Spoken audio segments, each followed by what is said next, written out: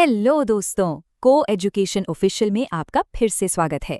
आप SSC JST की तैयारी कर रहे हो या बैंक एग्जाम्स की, एक बात तो पक्की है, वोकैब्युलरी बहुत बहुत ज़रूरी है। और आज का हमारा वर्ड ऑफ द डे एक ऐसा ही शब्द है जो एग्जाम्स में अक्सर नजर आता है। तो आज का शब्द है नेडिर। अब इसकी कहानी बड़ी दिलचस्प है, पता है। इसकी शुरुआत हुई थी एस्ट्रोनॉमी से, लेकिन आज ये शब्द हमारी जिंदगी और हाँ, हमारे एग्जाम्स दोनों के लिए बहुत इंपॉर्टेंट हो गया है। तो चलिए इसे अच्छे से समझते हैं। आज का हमारा शब्द है नादिर। तो सबसे पहले इसका मतलब क्या है और इसे बोलते कैसे हैं, ये जान लेते हैं। तो नादिर का मतलब होता है the lowest point of something, यानी किसी भी चीज का सबसे निचला स्तर या पतन। और हाँ, एक बहुत जरूरी बात, इसका सही उच्चारण नादिर नहीं बल्कि नेडियर है। मेरे साथ बोलिए, नेडियर। सोचिए, जैसे किसी इकोनॉमी का ग्राफ एकदम नीचे गिर जाए या किसी का करियर अपने सबसे बुरे दौर से गुजर रहा हो, बस उसी पॉइंट को डिस्क्राइब करने के लिए हम नेडियर शब्द का इस्तेमाल करते हैं। ओके, अब आते हैं सबसे इम्पॉर्टेंट सेक्शन पर, द एग्जाम जोन। अपना पेन और नोटबुक निकाल लीजिए, क्योंकि ये सिनोनिम्स और एंटोनिम्स ये सीधे सीधे एग्जाम्स में पूछे जाते हैं। तो नेदर के सिनोनिम्स यानी मिलते जुलते शब्द हैं रॉक बॉटम, मतलब सबसे निचली सतह। फिर है अबिस, यानी एक गहरी खाई, और ट्रफ, मतलब सबसे नीचा पॉइंट। अब आते हैं इसके ऑपोजिट वर्ड्स पर, यानी विलोम शब्दों पर।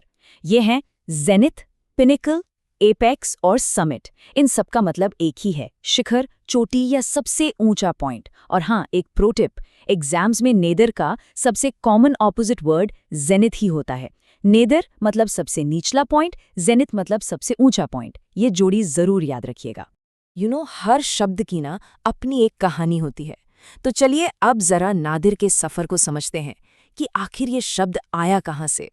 तो इसकी कहानी ना बड़ी मजेदार है।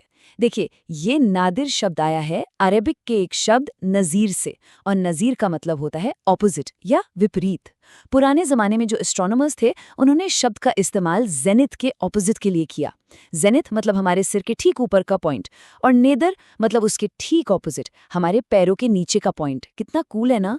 और फिर धीरे धीरे एस्ट्रोनॉमी से निकलकर ये शब्द हमारी जिंदगी के इमोशनल और प्रोफेशनल लो पॉइंट्स को दिखाने के लिए यूज होने लगा। ओके, थ्योरी तो हो गई। अब देखते हैं कि इसे सेंटेंसेस में यूज कैसे करना है ताकि ये हमेशा के लिए याद हो जाए। पहला एग्जाम्पल देखते हैं। The company stock price reached its nadir during the global recession. इसका हिंदी में मतलब हुआ, वैश्विक मंदी के दौरान कंपनी के शेयरों की कीमतें अपने सबसे निचले स्तर पर पहुंच गईं। यहाँ नेडियर का मतलब है बिल्कुल बॉटम पर।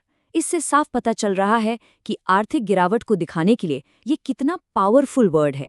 और ये दूसरा एग्जाम्पल, ये तो हम सबकी जिंदगी से जुड़ा है, स्पेशली जब हम तैयारी कर रहे होते हैं।